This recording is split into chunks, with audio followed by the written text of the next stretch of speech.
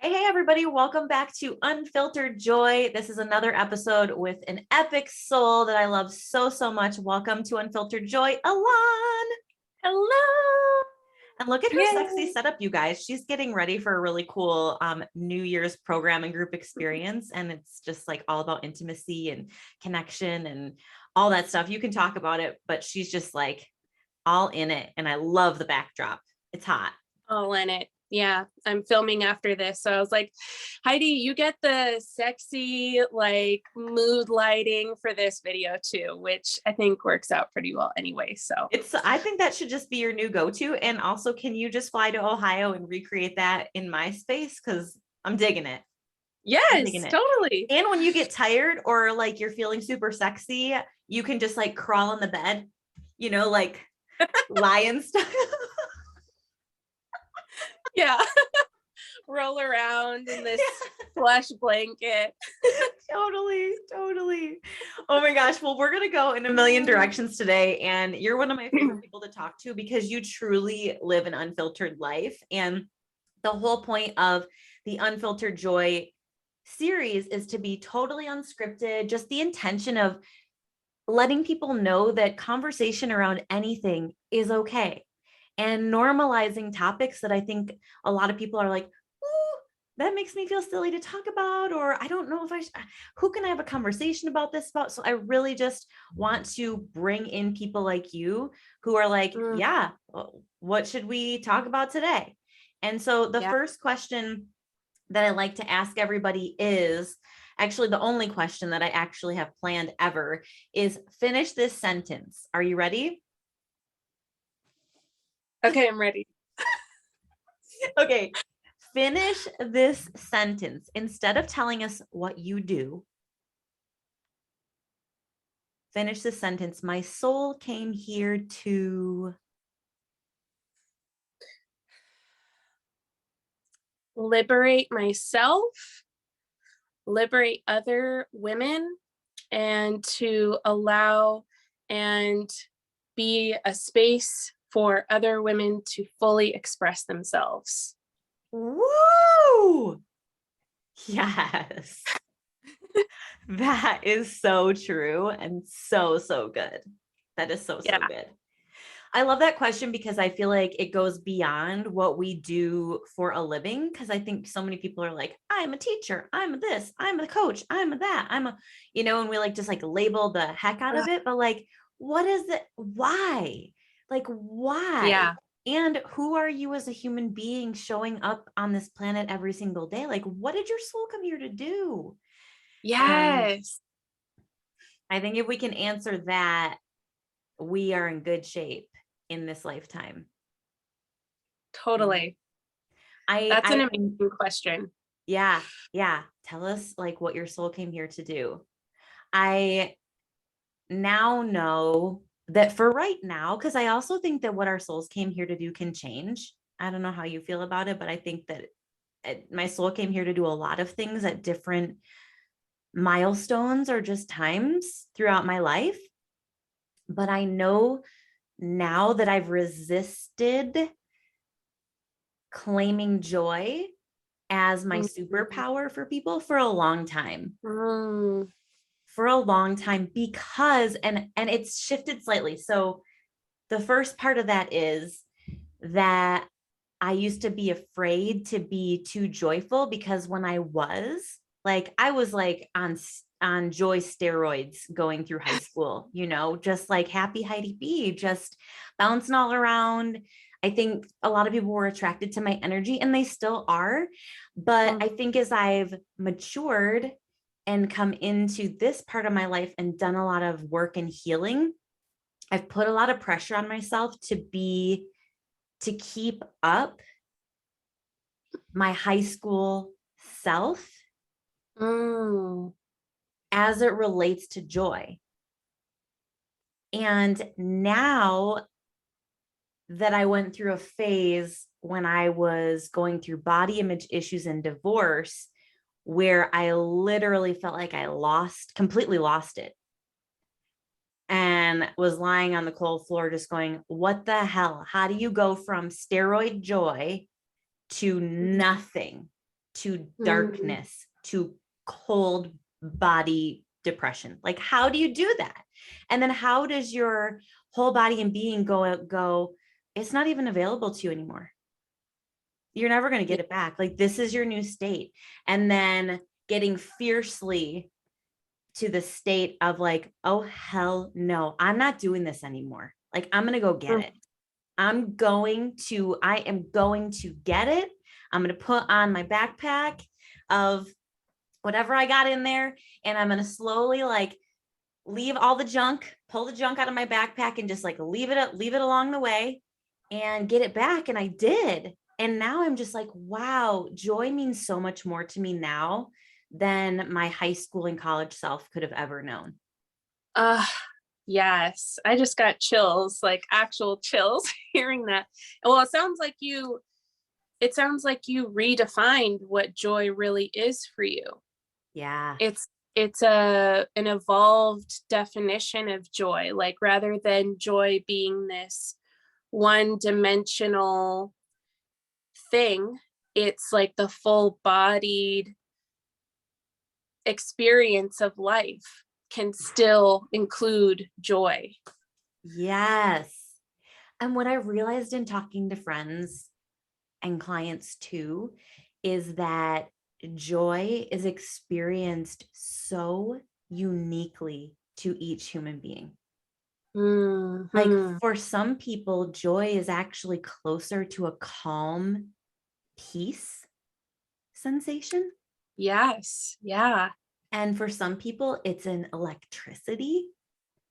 Mm. It's actually very, very unique to each person. And I know there's like emotion wheels and frequency wheels and all these things that I definitely have taken to, but I've come to realize in my definition, it's like joy is truly an acronym, which you know I love acronyms. I'm obsessed. Like, joy is the journey of you.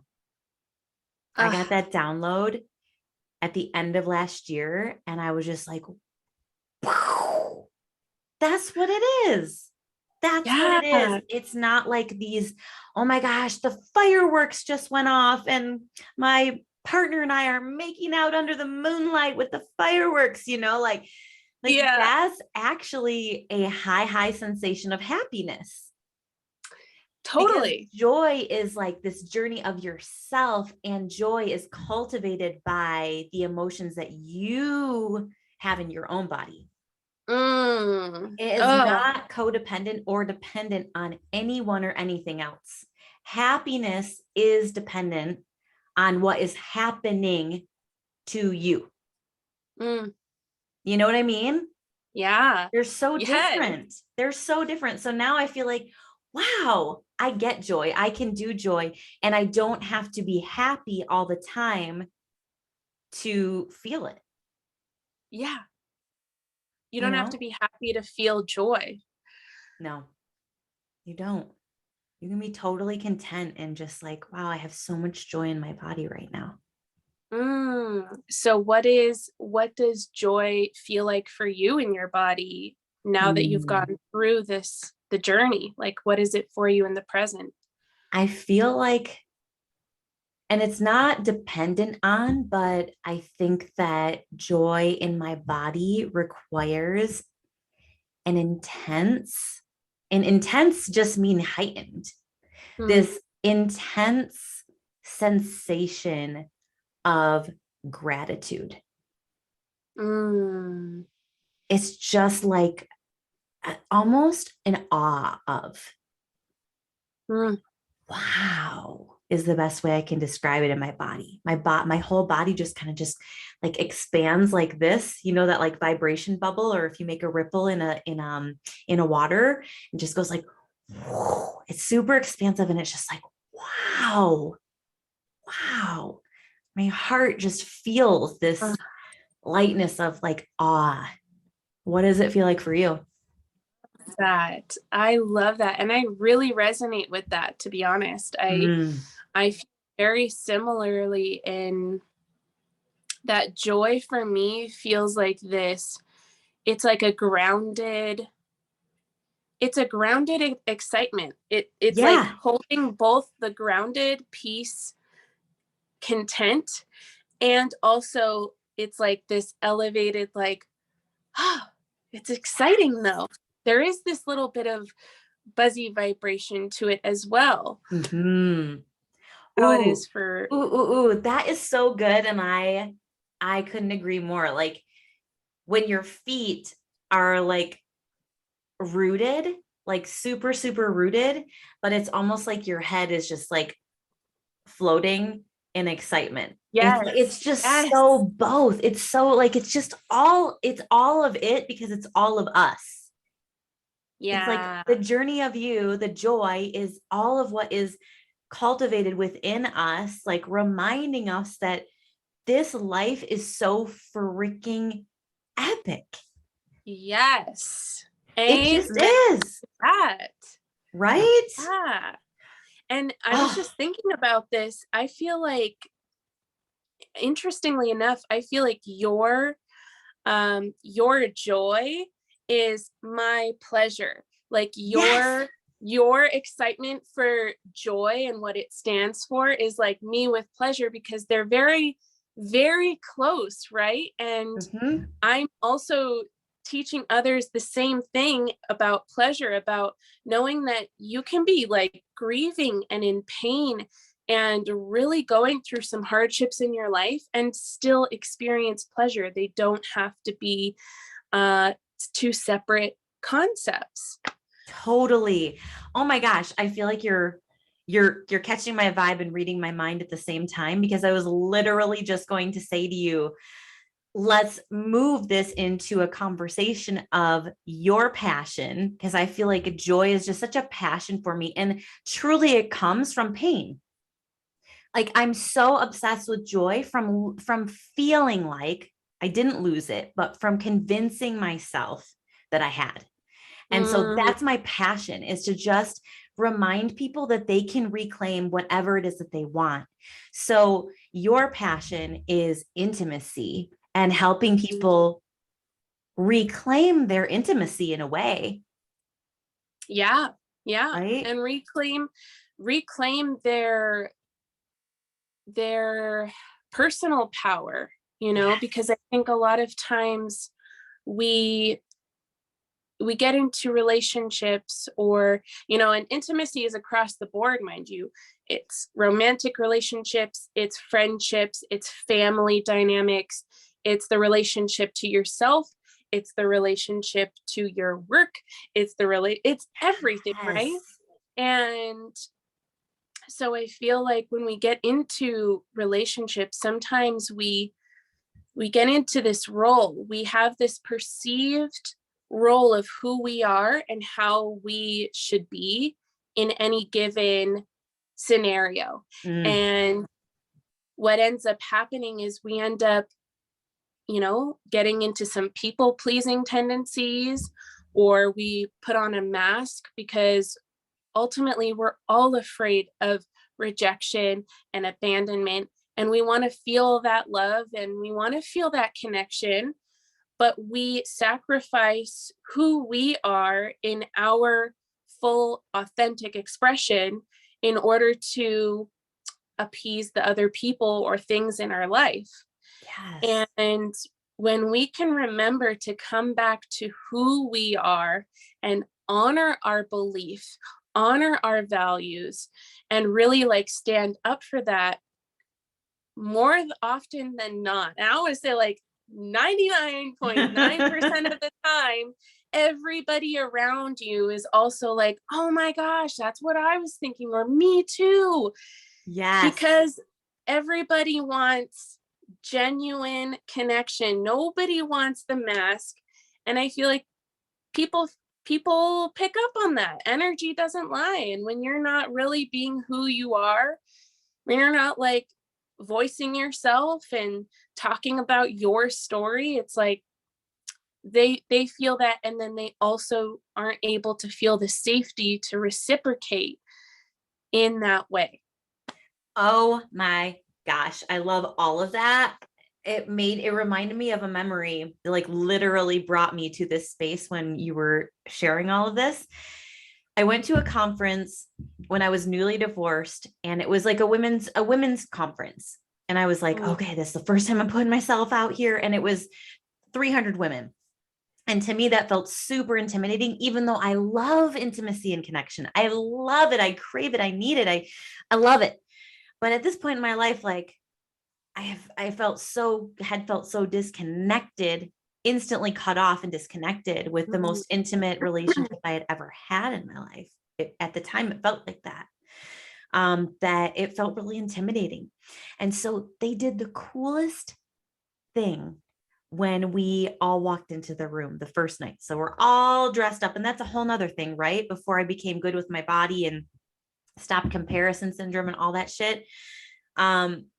I walked into the room going like, oh my gosh, do my heels look okay? Does my hair look okay? Is anybody, we're all women. Like, is it like, I'm not there trying to attract my soulmate. I mean, maybe my soul friend, I don't know. But the whole conference was just about like finding your bliss and being yourself. And so when I walked into the room, they immediately said, okay, before anybody does anything, I want you to find 2 people in the room that you've never met. You're going to pair up. You have 2 minutes to find 2 people who you don't know, which took me like 2 seconds, right? I literally reached to the girl next to me and said, you and you, we good? Because I was like, I don't want to be the last one chosen, right? Total insecurity. So then ding, ding, ding. We all have our 3 people. And they said, does anyone not have 3 people?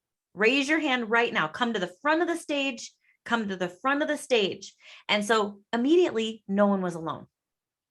And no one was cliquey because no one knew the people in their group. And so the next thing that they did was they said, you have 90 seconds to get to know this person as best you can. And so, and they didn't give us any clues or cues or questions to ask or anything. It was just like, okay, tell me about yourself. Tell me about yourself. So we kind of spat out all the things that we knew about ourselves. And then the next thing is our 2 partners and us had to turn to another group of 3. And each one of us had to introduce a different person as epic as we could.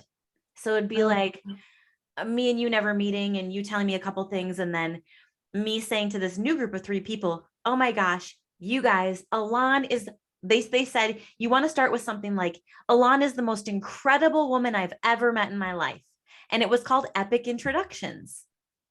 Oh and my God. it was just so cool because you got to hear somebody else introduce you to other people. So you didn't have to. And now 6 people turned into 9 people. We did this for probably an hour. And eventually now, you know, all these, you know, snippets of ishness about other people, right? Where you can go like, oh my gosh, I want to talk to Alana about her photography. Oh my gosh, I want to talk to, you know, Susie about her pet grooming thing. I have a dog. I love dogs too, or whatever it was. And then the rest of the night just felt so easy. The rest of the week just felt so easy. The rest of the conference, every hour they made you switch seats. And the rule was you couldn't sit by anyone that you knew, even if you came with a group of 17 people. It was so cool. That. I love that so much.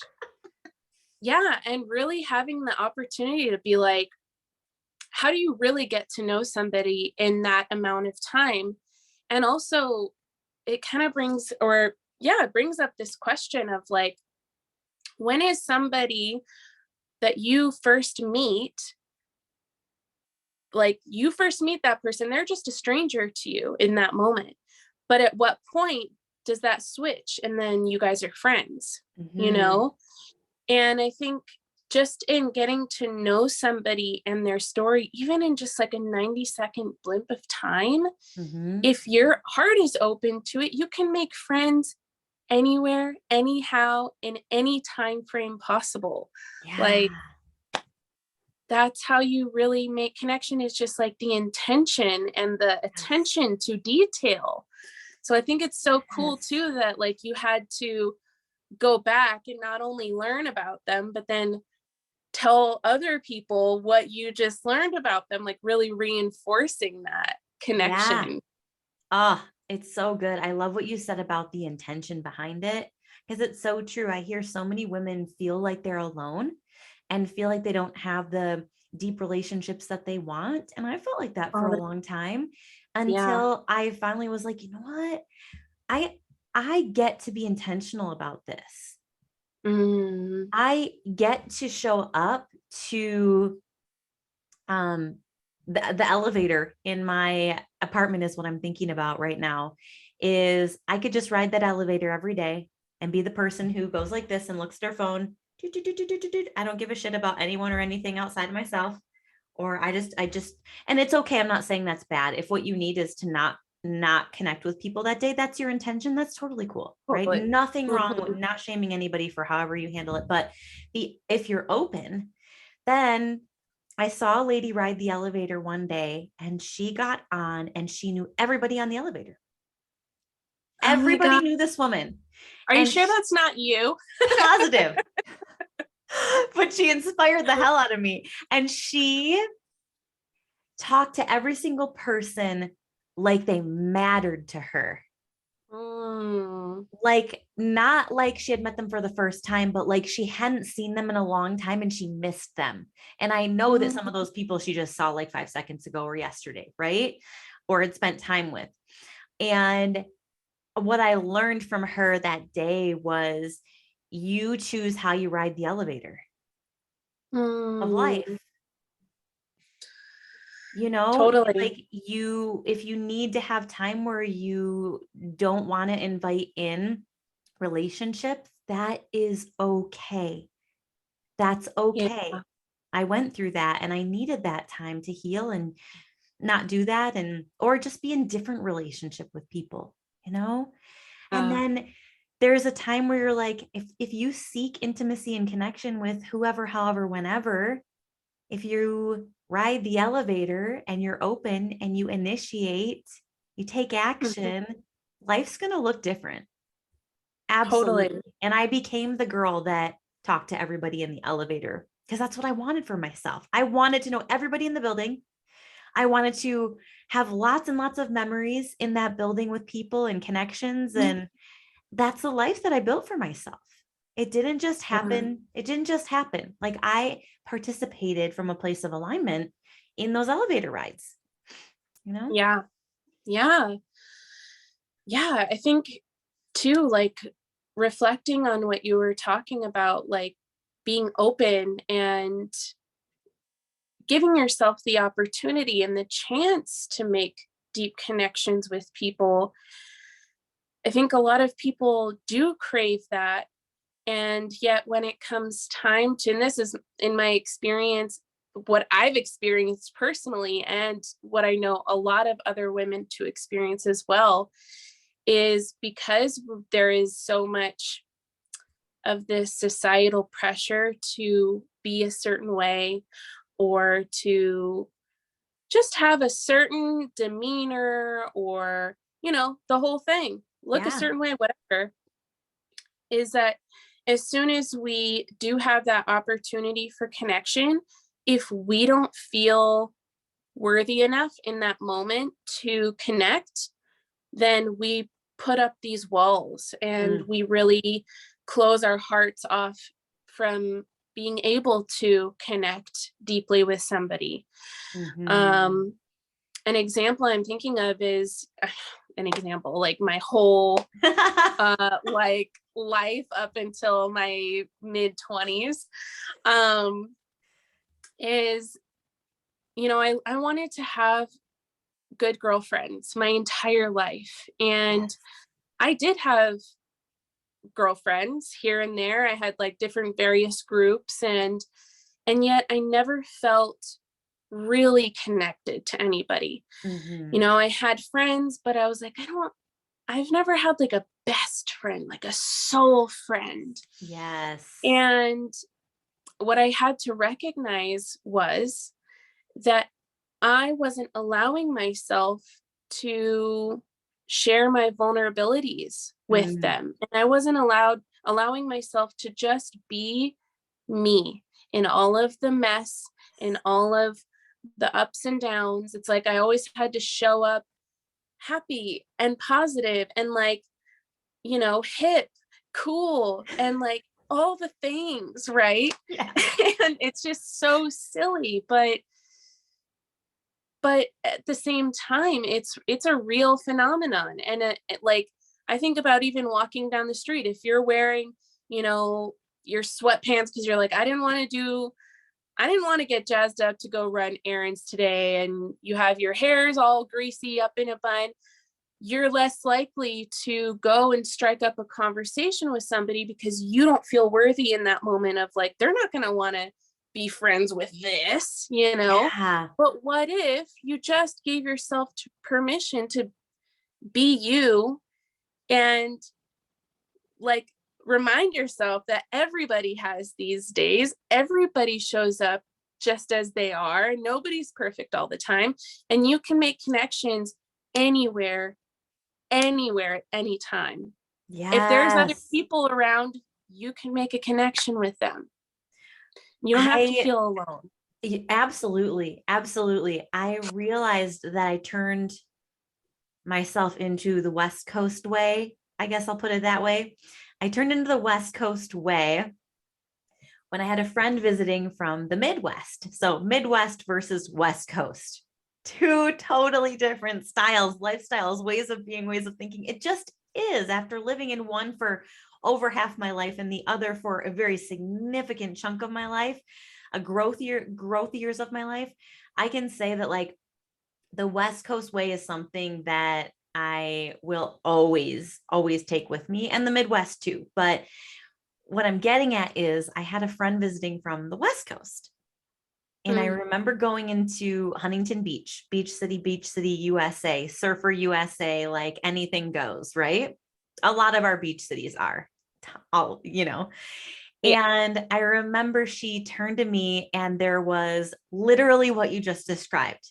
There was a chick walking down the street in her onesie, pajamas with flip-flops.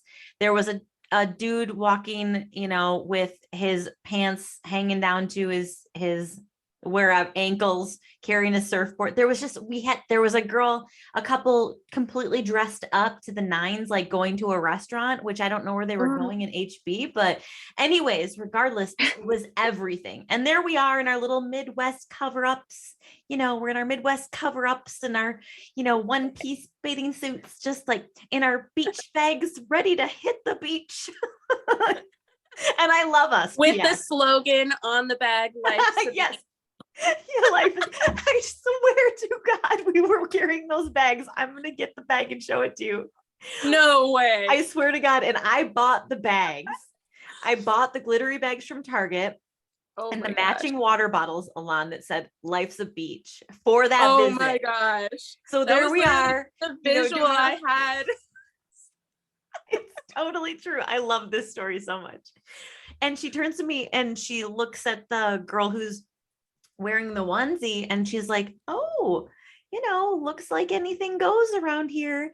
And it hit me in that moment. I still think about this moment a lot, that it's like, why can't anything go anywhere? Why can't you be anywhere, anytime, doing what feels good for you? You do you, boo. Like literally, you should be able to go anywhere without anyone judging you, and wear what you like and say what you like and be who you are. Respectfully so. I truly believe in respecting others and showing love towards others and all the things. Right. But like, it just reminds me that we get to do that.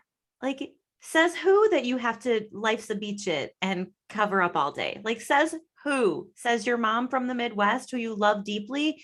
Great. Totally. And wear what you want. Do what you want. Yeah. You know? Yeah. It's just, I'll never lose that visualization of just, I remember after that looking around, because there's always just hundreds of people there, no matter what day you go to HB, that's what it looks like. And just like looking around going like, wow, this is a very eclectic space and anything goes. Anything goes. Wear whatever you want. Oh, because I think I remember us getting ready that morning and having her say like, what should I wear? And I'm like, you can literally wear anything you want. And then we saw everything. So yeah, I don't know how I got on that Oh. tangent, but I was going to ask you kind of how I had described joy for me in high school and even a little bit into college, completely shifting and changing my definition and relationship to it, and Mm. to the me that is sitting before you. How has your have you, sitting with the word intimacy, how has that shifted for you from the younger years until now? Great question. I hadn't really considered intimacy much growing up. It wasn't Mm. really a word that was in my scope of awareness. And just to give a little bit of context for anybody who's watching this, I grew up as an only child. And so I didn't have the dynamic of siblings. I was always playing by myself. And my dad is a hoarder. And so growing up, our house was always completely, what's the right word? Filled Full? with crap, shall we say. Occupied? Filled to the brim, occupied with stuff. And it did bring a lot of shame on all of us. And so we never had company over. Mm. We didn't interact with a lot of people. And so I had plenty of friends at school, but I would always go to their house to play and hang out and whatever. And so growing up, I really didn't have that sense of intimacy in my life. I didn't really have emotional connections with people on a deeper level because, again, it kind of goes back to the conditioning that I went through of like, it's not safe to have deep relationships with other people because then they'll see all of your faults and all Right. of your weaknesses. And so throughout, my time going through college and even post college, it kind of reflected in my romantic relationship because, of course, when you don't have intimacy in one area of your life, chances are it's also flailing in the other areas. And so that after my previous relationship is when I started to realize and recognize first that I was like, I keep attracting partners who really are not meeting me at the level that I'm at.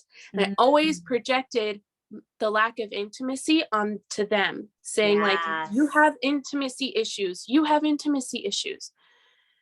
But if somebody super close in your life has intimacy issues, that is just a mirror and a reflection of the ways in which you are not cultivating that intimacy with yourself. Mm-hmm. And that was kind of a hard pill to swallow for me, was like, oh crap, I've been really putting this on other people when it's actually my issue. And so I think over time, my definition of intimacy has just become an awareness of, really, Mm-hmm. and um, an awareness of and embodying what it means to have intimate connections with other people. Mm. And that, I think, comes with a lot of courage and bravery because you are showing up in a different way and you are allowing yourself to be seen. It's kind of like this belly up type of thing of, okay, if this is me, hope you like me, but also if you don't, I don't care about external validation, but also would be really nice, Like, I want it, but I don't want it. Just kidding. Yeah. Well, I know, like, for me, when I was going through, I'll just lump it all together, like high school. High school, it was like intimacy only means like sex. That's it. Mm-hmm. It only means sex. So like, don't get intimate. It's kind of a dirty word even.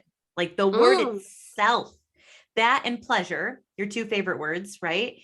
Those were like dirty, right? Yeah. And then when I got into college, and it actually just even grew even more into now it's really dirty, but it's okay because everybody's doing it. And we should all do it. And we should all do it this way. And we should all try all these things or these couple of things. And we should all like position our bodies in certain, it was just like, it still became this thing that, okay, it was still connected only to sex, right? For me. Like almost an empty intimacy. Yeah. And it was filled with a heck of a lot of shame, social beliefs, family beliefs, religious, all that stuff, shame and guilt and blame, and lots of different things. It was just kind of a strange experience for me, even thinking about the word intimacy and or pleasure. They just kind of came together when in fact they're very much different. And then now, having done a lot of self-development, self-discovery, uncovering who I am, that it only scratches the surface. It's only one avenue. Intimacy is just one avenue. And I love what you said earlier on of like, it really has actually morphed into partnership with the word relationship. Like intimacy is relationship, not just with others sexually, physically, but emotionally and all of it, and with myself. Like that's been the biggest thing is like, just like everything else, intimacy is no different than self-love, in the sense that if you want to find a partner that loves you, you need to love yourself the most first. Like it's the only way it works. It just is. It's the only way it works in my heart. You know, and same thing with intimacy. You can only allow your partner to be as intimate with you as you've allowed yourself to be with yourself. Exactly. Yeah. It reminds me of the quote that you can only meet others as deeply as you've met yourself. And there's so many different types of intimacy, going back to what you were saying too. Like there is, we do like lump words together sometimes, and that's because there's a lack of actual knowledge of what the words mean. You know, when we fear something, we don't know about it, and then we kind of just like push it away, or we kind of deny that whole thing. And what ends up happening is we get a lot of ignorance happening, because you're not allowing yourself to learn what things really mean. Or define what they mean for you. I think that's a huge part of it for me. Totally. Is having learned that my definition doesn't have to be the same as anyone else's. Right. And if I'm in relationship, really the biggest thing is that I just have to communicate what that definition means to me, so that it can make sense to the other person in their world. It doesn't have to be the same, even in those close relationships, as anyone else's, as long as you each understand where one another are coming from. Totally. How would you define or describe even pleasure? Pleasure, I think, also has many different definitions. So that's, again, this word association of pleasure being something that's sexual. Pleasure to me means taking every moment of your life, every present moment, and giving yourself the gift to experience it fully, and even sensually. And sensually just means using your senses to experience something. So like the sound of music in the background, like actually being present to listen to that music, or, you know, and kind of going on the opposite range of emotions when you're experiencing, like I was saying earlier, let's say you are experiencing some grieving, you're experiencing loss, even in those moments, you can find pleasure in that. You can think of the beautiful aspects that that person or pet or whoever brought to your life, or just really celebrating them, celebrating life in general, celebrating that you are alive and that this is a whole, this is like this whole weird phenomenon of humanity. Like we're here in these like bodies existing, and that just gets to be pleasurable. I'm like a human. How cool is that? You know, it's Yes. just really experiencing life to the fullest. Yeah. I love pleasure now. I used to be intimidated by pleasure because again, linking it to sexual, what do you call it? Expectations, like social expectations. I think that's what it was always linked to for me. But when I realized that pleasure actually, the way I can describe it for myself is like it's partners with enjoyment, like pleasure, to enjoy, to take pleasure in this moment is to just thoroughly and deeply enjoy. And I love that you describe the word sensual, sensual as the way your senses are engaging with you, you know, because that makes so much sense to me. I don't just enjoy a sunset. I take deep pleasure in a sunset. I love the way that my feet feel in the sand. I love the way that like the breeze or the warmth of the sun just feels on my face, on my body, whatever it is. I love the sound of the waves. Like a sunset is one of the most pleasurable things for me. And I miss it every day that I live in Ohio. And I love California so much. Every day I would make sure that I didn't miss a sunset if I could help it. Oh my gosh. I made it a I'm right there with you. Of my morning routine, of my evening routine. I was like, I don't care what else I've got going on. If I've been invited to a Beyonce concert in LA, I want to see the sunset first and then we go, you know, just because I knew that my soul must have known that there would be a point in time where I wouldn't be able to experience it on a regular basis like I did. And without me cognitively knowing, I think my soul was stocking up pleasure moments for me on right. It's stocking up because I can feel it still. I can feel it like I'm there, you know. So I love that. I love redefining your relationship to things. Yeah, totally. I think it's beautiful too, like that we do have so many varying experiences as individuals on this planet of going like, this is my experience, what is yours? And also being able to learn from each other.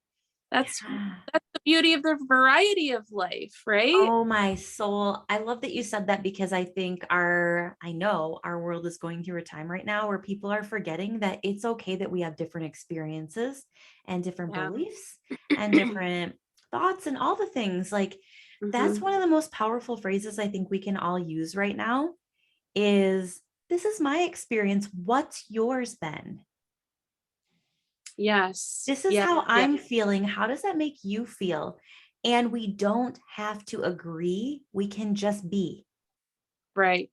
Can we just be there and let each other have our own experiences and be willing to listen to what those experiences are without being pissed off or pushy? Can we just say, thank you for sharing your experience? Thank you for sharing your feelings. But I think that we oftentimes hold this expectation of like, oh shit, what do I say? Because I'm supposed to agree with that person. Yeah. Or I'm going to lose them if I don't agree, or if we don't have things in common, or, you know, that's just like an old safety mechanism, is to try to find common ground and agree rather than going like, wow, whoa, we totally see things differently. And that is so cool. How cool is it that we get to walk this earth together, think differently, feel differently, and share our experiences with each other? Like, Yeah. wow, what made you get to that point? Tell me about it.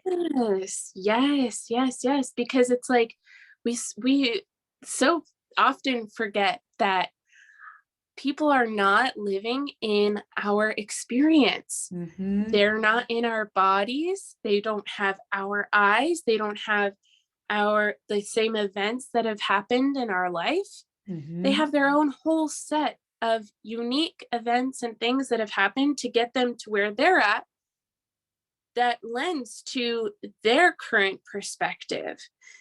Yeah, And I think that's so cool to also recognize that as humanity, we are all one unit.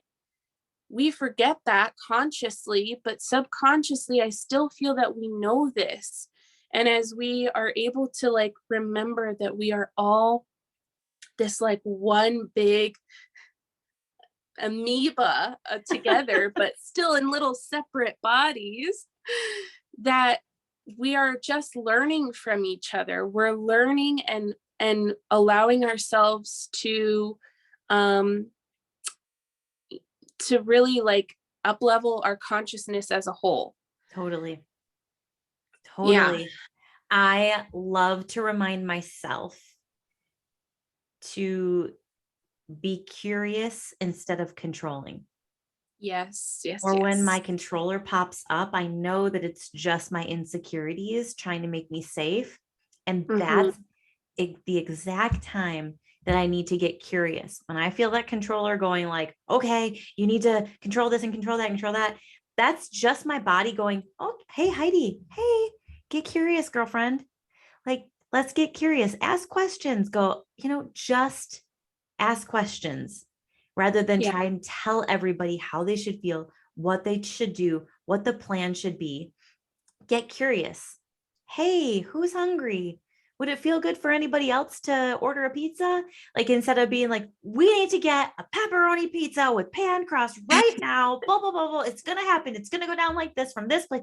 It's like, so, and that's just a silly example, but like life can feel so intense for our bodies when we Mm-hmm. feel, like other people are telling us what to do, making demands instead of getting curious. Yeah. And when we feel Curiosity. like that unsafety, it's like things start to crumble, and that's where the control comes from in the first place. Like you're saying, it's really just like I feel unsafe, but it's a subconscious thing without the Mhm. awareness. So I love that you were just saying that whenever it does pop up, you have the awareness to be like, okay, this is a chance to get curious and ask rather than claim or exclaim. Ooh, that's a good one. That's a good one. Um, I saw you mention something on your stories today, so I'm going to ask you about it with permission to decline to chat. But you had said, I haven't been operating in my fullest power, Yeah. but I'm stepping into growth now. Can you talk a little bit about what you meant by that? Yes, I can. So I was referring to, like, in my business, um, referring to operating on a level that is not fully true to me. And I think this is a beautiful tie into this whole conversation of allowing ourselves to be not only fully self expressed, but to really rise to a standard of life that we want or that we desire. And that claiming those desires does not have to come with shame, and it doesn't have to come with um, nervousness to lose people in our life, right? Mm, mm, And what I recognized in my life this past year was with all of the events going on in the world, all the different things happening simultaneously, I'm also working on trying to, build a great successful legacy, a business, but it is more than a business. It is a legacy. It is something, it's a movement. Yeah. And while I've had these really lofty dreams and goals, I was still allowing all the chatter of the world get to me. And so, for instance, with my pricing on things, I felt very wavery with my pricing because I kept thinking, you have all the voices that come in of, well, what if, they can't afford that? And, oh, and they're not going, who's they? First of all, the elusive they. Who is they? Yes, that's the first thing. Let's break it down. First thing, they're not going to be able to afford my coaching, or they're not going to want to do it now because they won't see this as valuable enough, whatever the story is, letting that get to me. But now I'm starting to realize that in order to actually create from a place of sovereignty and from a place that is going to benefit everybody, this isn't just something that is me selfishly being like, I want to charge a lot for my coaching because I'm great, Because I want to buy my yacht next year. You're right. Yeah. Yeah. It's recognizing, hey, I have huge dreams and huge visions for the world. And that requires a lot of resources. And so the more that I honor my vision, and the more that I honor the ways in which I see the world moving in a beautiful, positive, uplifting, cooperative, loving, connected world, the faster I can be a part of that world. And the faster I can actually just provide what I'm supposed to the causes that I want to, right? That just starts with being, that just starts with your essence of who you are. So it's yeah.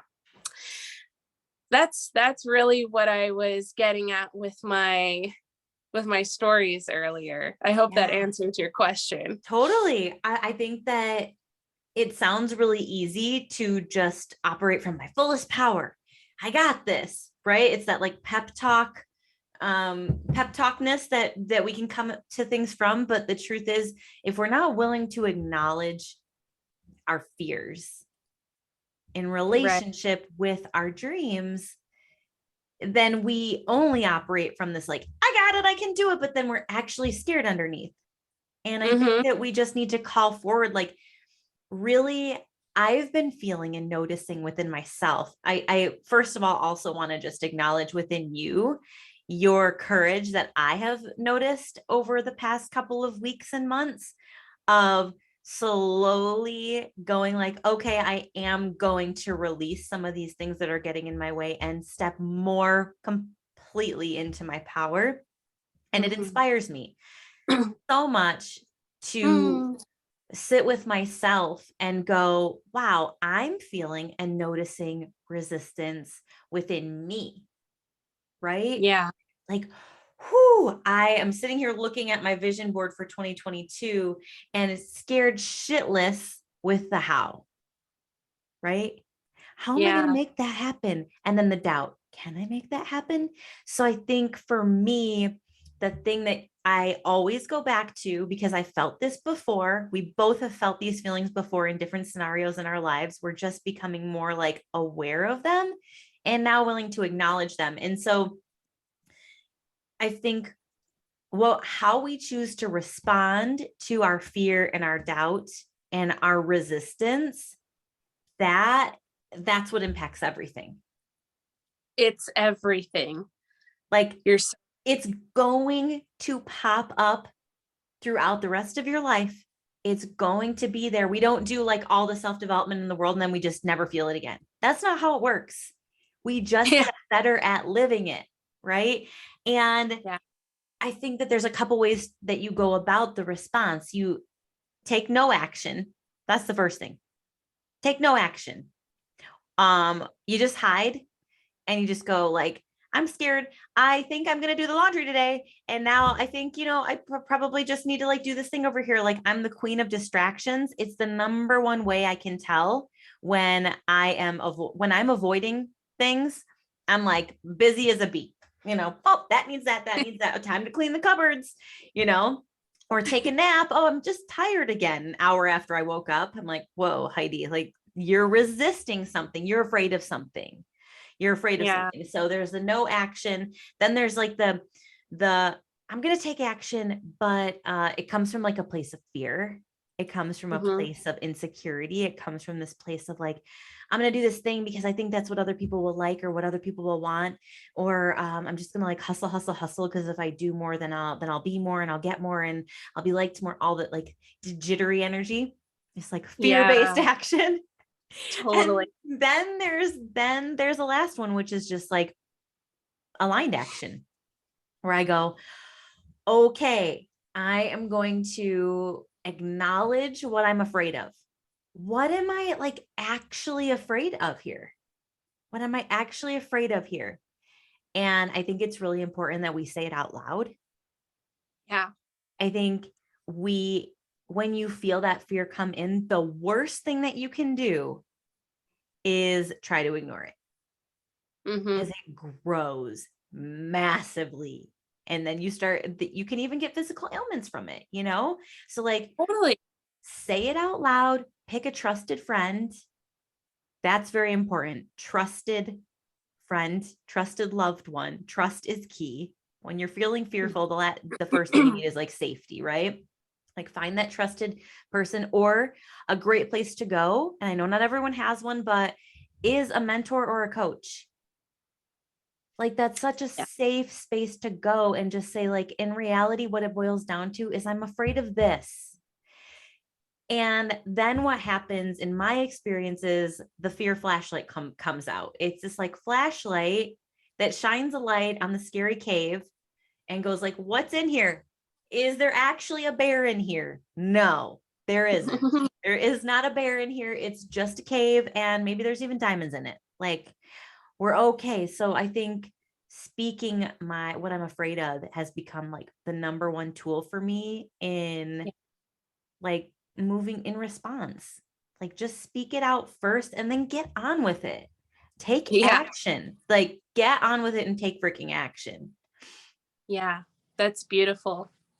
Something I also work with myself and my clients on is this concept of existential kink. And so it's really working with the shadow aspects of ourselves when we're experiencing that fear, having that piece of really diagnosing, okay, what is it I'm afraid of? Sometimes it is, I'm afraid of the responsibility that this is going to have, that I have to take on. I'm afraid of being seen, I'm afraid of hurtful comments. I'm afraid, whatever that the fears are, and actually allowing yourself to it's this concept of like, get what you want in life by getting off on what you don't. Ooh. A lot of times we consider our fears as something, like you were saying, something to push away, or something that we need to just like, we just need to look the other way and go the other way, and then we'll figure it out. But like you're saying too, when we don't address those fears, they're still there. They're still creeping up, and they grow like, tentacles into the different areas of our lives. and start messing everything up. So what if you just looked at the fear in the face, but not only just looking at it, really entertaining the thought of, the thought of like, what if this happens? What if I, get a lot of followers or whatever it is, and then all of a sudden, I'm starting to get a bunch of hate comments, and really going down the rabbit hole of entertaining this idea and allowing your conscious and subconscious to blend, because ultimately it's our conscious that wants the positive things, but our unconscious is still wanting to be small, is still wanting to be in this comfort zone for whatever reason. So let your unconscious have what it wants and really visualize, like, okay, like, it's scary. It's definitely a practice that is a practice, takes time, takes a lot of courage to be like, okay, I'm just gonna entertain like this disaster happening and getting off on it. And when you allow yourself to do that, you free your subconscious, you free yourself, your whole being from that actually happening. And then you're able to take action in your life toward the things that you really want with so much ease, because you've already gone through the depths. You've experienced like the duality of it. Ooh, I love this. What's popping up for me is like, let it be, the phrase like, let it be, and I can do, because one of my mantras for 2022 is I can do hard things. Because the first thing my mind always goes to, a lot of times goes to, is that's so hard. That's going to be hard. This is hard. Right? It's hard to wake up this early in the morning. It's hard to, do this or that. It's hard to, and it's not actually hard. We just don't feel like it. And so I've decided to allow myself, when I tell myself things, to say, I can do that. Like, I can do scary things. I can do scary things. I can do hard things. Or let it be scary is what I hear you saying. Like, let yourself feel what did you say your unconscious is actually experiencing? Like, really allowing yourself to go in that direction so that it's not afraid of it.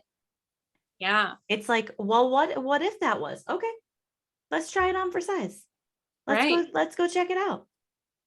Yeah. And not make it such a big deal too. I think we live in a culture where we get attention by being like bigger and more and making things more exciting. Like, the news is great at this, right? They take like a little teeny tiny half of a fact and then they're like, there's a tsunami, right? And it's like, there's a waterfall over in the corner that's supposed to be there, it's crazy.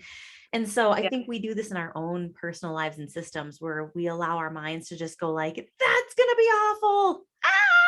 And we make it big instead of talking kindly to ourselves and going, okay, let's check it out. I'm scared. It's okay to be scared. I can do scared. I'm going to check it out. I can do scared. That's totally fine.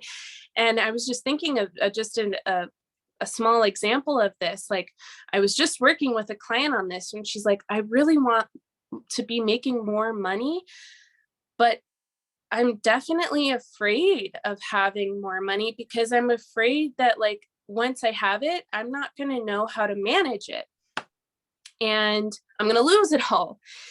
And I told her, why don't you let yourself experience what your subconscious really wants? What does your subconscious really want? Well, through her meditation practices, she recognized that what she wanted was to be taken care of. That's what she really wants. And that's why she's afraid of the money, because with money, she knows that she's fully in charge of herself. But if she still is claiming the like, I'm broke role, then she has to be taken care of by others. And that's what her subconscious was really wanting and craving. So leaning into that, leaning into like, yes, I love being taken care of and I want to be taken care of. And then moving into, you get to be taken care of. You get to so totally get taken care of, and you get to also have the money at the same time. You How can have amazing all of is it. that? Yes, totally. I've seen women with food and body issues do this. And it's like they sometimes can dig into their unconscious and realize that the weight is actually just this protection mechanism to go, okay, well, I've always had this weight on, so I can blame my unhappiness on this. But if I lose all the weight, I can no longer blame this size, right? I have Mm-hmm. to actually look at what's actually something that is not making me me, or something that's not making me happy. I actually have to look at what that is for me versus blaming my body. We just get in a cycle of blaming our body. And so we actually hold on to it unconsciously, because our conscious is like, lose the weight, lose the weight, lose the weight. You're fat, you're ugly, blah, blah, blah, blah, like throwing shit at us all day long. But Yeah. unconsciously, it's like, I'm scared if I do that, because now what's my excuse? Yeah. Right now, or not even excuse, like now what's the real deal? Yeah. You can't play victim anymore. Yeah. Yeah, it's not, you realize, oh shit. And this happened to me because I blamed my body for so long. And then I got down to size, I think I was a size 0 and 115 pounds and 10% body fat, which is really, really, really, really, really teeny tiny. I'm not that anymore. And I'm not ashamed at all. I'm really happy with who I am right now and the body that I've got and the life that I'm living.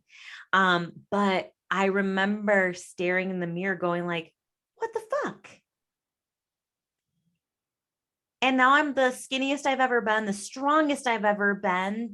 Look at this version of me in the mirror. And I didn't love myself, and I was getting a divorce. And I was like, what the fuck? You know what I mean? Because now I had no one else to blame. And for a long time, I was really mad and really sad and really all the things. And I just wanted to throw shit at my ex and have everyone believe that he was just like, oh, it's his fault. It's his fault. And the most healing thing that I've ever done for myself is to empower myself and take responsibility for it and go, wow, I didn't even like who I saw in the mirror when I was the skinniest, sexiest I've ever been, I've ever felt. I still Yeah. didn't feel good inside. I didn't love my life, and my marriage was falling apart. And to be able to take that kind of responsibility in any situation that we face in our lives, when we lose our job, when things go astray, when whatever's going on in your life, whatever, I like to say funked up, like whatever's feeling funked up for you, That's right? If amazing. we can just turn it in and go, hold on a second, like where do I play a part in this? Like, where do I Yeah. play a part in this? You know, I don't know Yeah. how I got on that tangent, Elan, but I don't know, but it was great. I mean, it all meshes together, it comes all together. does. It so does. Um, I Also, also wanted to share one more thing with you, just so that I get it out into the airwaves, because one yeah. other thing I've promised myself this year, and I feel like it's something that you are doing, it comes back to that operating in your fullest power. And that is, I saw the quote the other day that was like, have the courage to be disliked. And Mhm. I've decided I'm going to claim that for myself this year, because what that really means is like, have the courage to really be you. But be you doesn't feel the same in my body as have the courage to be disliked, because I've spent so much of my life chameleonizing myself to be liked Mm. unconsciously. Like, Yeah. probably if I did your meditations and went down to it, really my unconscious would probably go, I want to be liked. Mm. And I think it's very empowering to go, I have the courage to be disliked because I love myself so much, and not in an egotistical way, just like I love and respect myself so much that I don't need to be filtered. Right. You know, I don't need to Yeah. take on the energies that aren't mine. I don't need to take on the projections that aren't mine. I can have people write nasty comments or hit the dislike button or send me crazy DMs or whatever and go like that doesn't define me. Like I'm okay with it. Yeah. I'm okay with it. Yeah.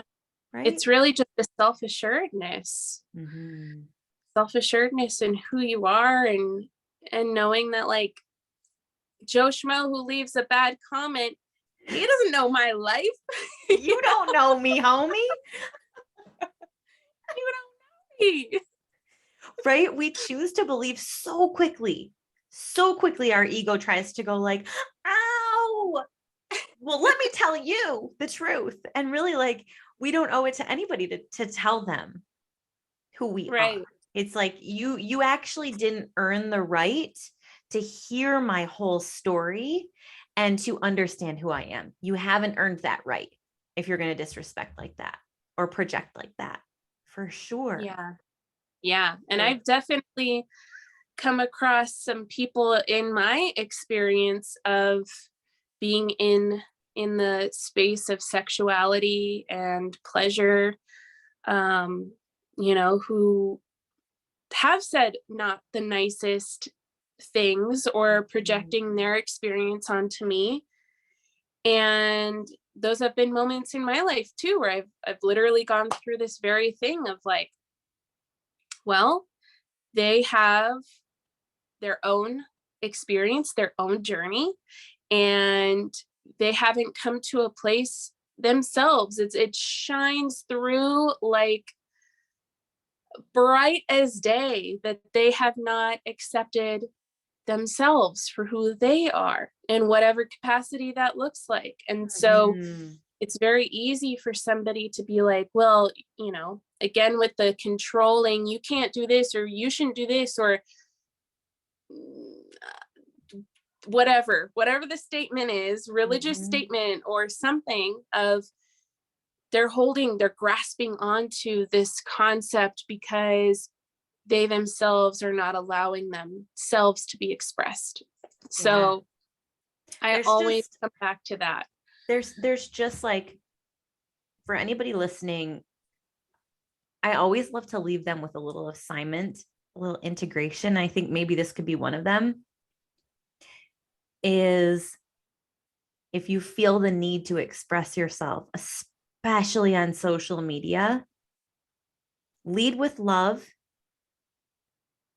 and ask a curious question versus dropping your opinion or hate bombing. Like there's nothing expansive about that, and it doesn't make you a better person, and it doesn't make the person receiving it feel like a better person. And if our intention is to really raise the vibration, that's my mission with all the joy stuff. And I know with your intimacy stuff too, we see pretty eye to eye on this. Like my mission is to raise the vibration of the people on this planet. Like that is my mission. End of story.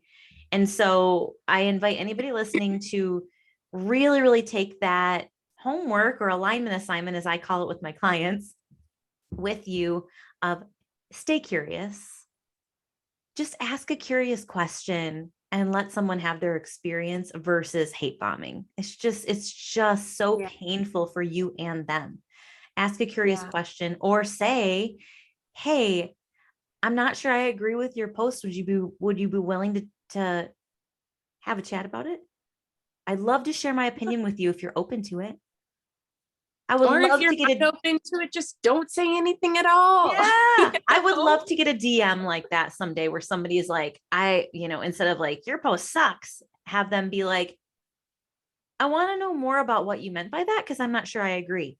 I would call you up tomorrow and have that conversation, because all that does for me is allow me new perspective, different things like that. So do you have any pieces of integration that you'd like to offer up to our friends here today?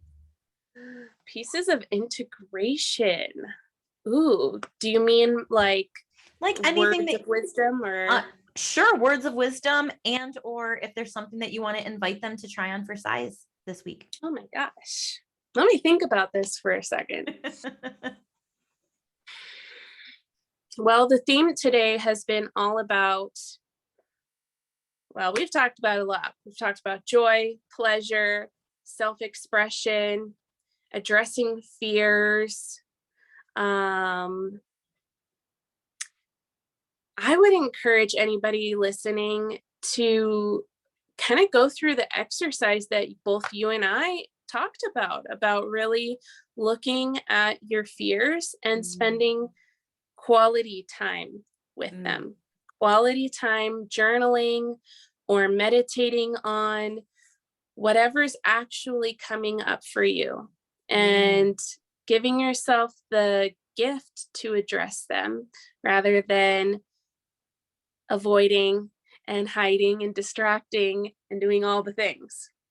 Because the faster that you can address those fears, the faster you can move through the icky patterns and, you know, things that are going on in your life that you're not wanting anyway. Liberate yourself, free yourself. Free yourself. Yes. Free yourself. This is so good, Elan. I love this chat. You're welcome to come back anytime and be unfiltered with me. This is so amazing. Like you said, we covered a lot of bases. We covered a lot of bases today. So good. I love these chats. And before we jump off, like tell people where they can find all of your sexy photo shoot after this, how they can follow you and get more of you in their life. Yeah, so my Instagram, I'm sure you'll put it in the description or whatever, but my Instagram at Zelenka. And I have a website, elanzelenka.com. Those are the two main ways that you can find me right now. But I will be also starting a podcast this year. So I will update my audience on that. So if you want to follow along on my journey and keep in touch, just let me know. And also message me that you found me through Heidi. I would love to know that that is how you found me. Yes, message Elan for sure. And if you guys want to hear any topics, you know, we are unfiltered, so we will open it up to any conversations that you guys have, any topics that you want us to jam on. I can ask Elan if she's free again. So send her a message and let her know what you want to talk about so we can jump back on here again soon. And I'll be keeping my eyes and ears peeled as well for those of you jotting things in the comments, sending us DMs, all the love. But thank you so much for sharing your heart and time and energy with us today. I love you so freaking much. I love Happy New Year. And to the rest of you, don't forget to go out into the world, shine your light bright, and live a limitless life. See you soon.